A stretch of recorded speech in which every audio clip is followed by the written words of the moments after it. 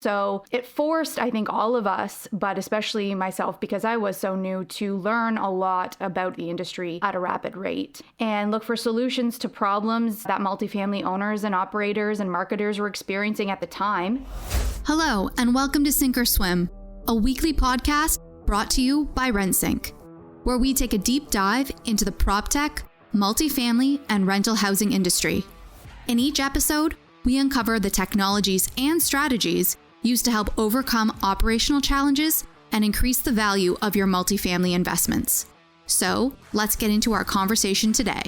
Welcome back to another episode of Sink or Swim. I'm Mitch Fanning with RentSync, and joining me today is Nicolina Savelli, who we call or refer to as Nick internally, who's the co-producer of this show. Nick, how you doing today? I'm great, Mitch. A little excited and a little nervous, but happy to be here. Yeah, I'm excited to have you on as well. Today is obviously a little different, you being on. As we mentioned in the year-end wrap-up, we were moving to weekly episodes in February, and it is February, so here we are. So we wanted to take today's episode to discuss what the listeners can expect moving forward. So are you ready?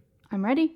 Okay. So first, let's kick it off by actually really, as we normally do in this episode, give me a sense of your background so the listeners understand who you are and what you're going to bring to the show. Yeah, absolutely. Sure. So I've been with RentSync for a little over a year now, and basically started at the beginning of the pandemic. I was in the office for 3 weeks, and then we went completely remote. The pandemic was at its kind of height, and there's a lot of uncertainty. So it was a little scary at first, and I was quickly responsible for a lot of communications that dealt with something that was foreign to a lot of us, and I know you know how that felt as well. Yep. And I was relatively new to the industry. I had just stepped into the role, so it forced, I think, all of us, but especially myself, because I was so new, to learn a lot about the industry at a rapid rate and look for solutions to problems that multifamily owners and operators and marketers were experiencing at the time. And also, we kicked this show off during that time, which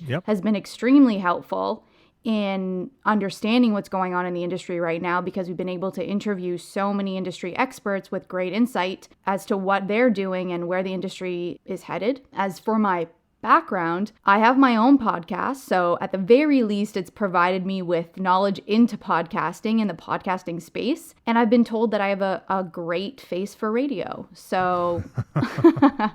But other than that, I have my background in marketing and communications, and I am a small-time landlord myself and come from a family of landlords. So there's a lot of things that I relate to when it comes to the problems and concerns that landlords face and property owners face that I can bring to the show on a more tactical level. Yeah, no, a couple of things that you mentioned there. Yeah, when you came on, we really were figuring out how to transition from doing some of the events that we were going to do like last March, essentially that time, to more just producing good content to figure out how we can help, our customers get through this uncertain time. And you did a really good job. Obviously, this podcast is your baby as well, and you've done a great job. And as far as Face for Radio, it's funny because when we set this up and we got this going, I remember the team, commenting about how great your voice was. And it really, really gave me some, I had some problems with that, because I'm like, well, I'm not getting any,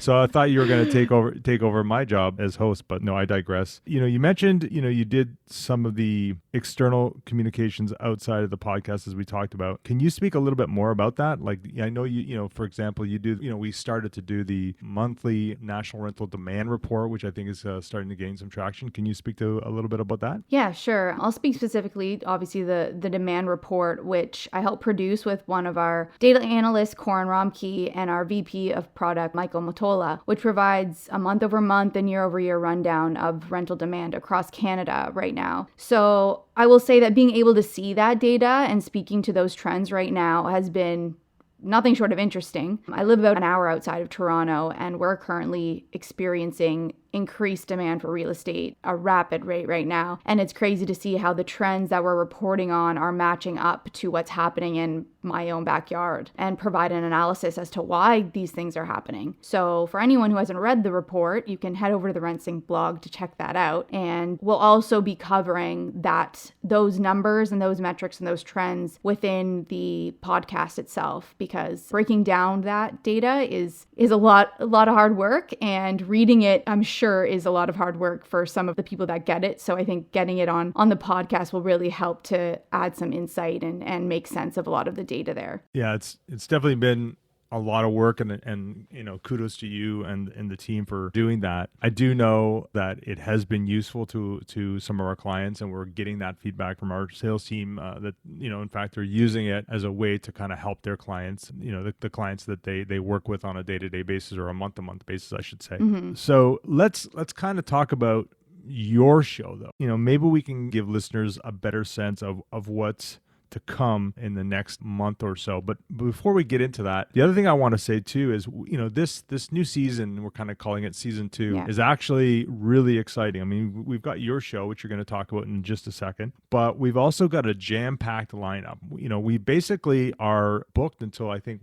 April, June. We've got some people already in April. Yeah. Like we've got Sean, president of Urbanation, great resource for this industry as far as data. We've got Colleen, the VP of brand marketing from Hazelview, formerly Timber Creek Communities, coming on the show, talk about branding and kind of their process they went through. We've got Joe from Rent Manager from the US, one of our partners. We've got someone from the UK talking about the build to the rent industry over there. And we even have a secret, I'm not going to mention the name, but a CEO from a leading public real estate company in Western Canada, which I'm really excited to kind of get on the podcast and talk to them about. So, we've got all of that plus your show. So let's get into it. What can listeners expect? Interested in being a guest on Sink or Swim? Or have a really great idea for an episode? Email us at podcast@rentsync.com. Yeah, so I mean, as we all know, in-person events right now are still at a standstill. And we wanted to find a way to speak to and provide listeners with more kind of actionable tactics and lessons, much like we would at an industry event or in-person events, those breakout sessions. And we speak to industry leaders and we get really great information and takeaways from that. So what's a way to get that now without in-person events? So why not do it through the podcast? So we're still interviewing key movers and shakers, obviously, on your show, but I'll be taking a more tactical, educational approach, finding ways to provide tips for marketing and leasing agents to generate more leads and get more leases signed. Yeah, and it's great. We discussed this for a while, that there was, more information we felt that we could bring to the audience, bring to this industry. And the piece that was always missing was the kind of the tactical, the key takeaways that somebody could listen to and do something with that particular day. So I think your episodes are going to cover that nicely. Do you want to let everyone know what the show is going to be called? Well, I didn't want to rebrand the show completely, but I think we've agreed on a hashtag that we will use whenever the show is aired, and people can join in on conversations about it. So if you do get any useful knowledge from any of the episodes, feel free to go on social media and hashtag #GetSynced, and we'll be following that hashtag and tweeting it out, or putting it on our socials whenever an episode comes out. So that'll be kind of the hashtag to follow for Sink or Swim, is #GetSynced for my shows. There you have it. Get synced. Love it. So whenever you kind of see it and you see that hashtag, know that Nick is going to be on the mic. And, again, I'm going to be really jealous if we start to see the listenership increase on your shows versus mine. But anyways, I did. It's not a competition, Mitch. It's okay. It'll all come out in the wash.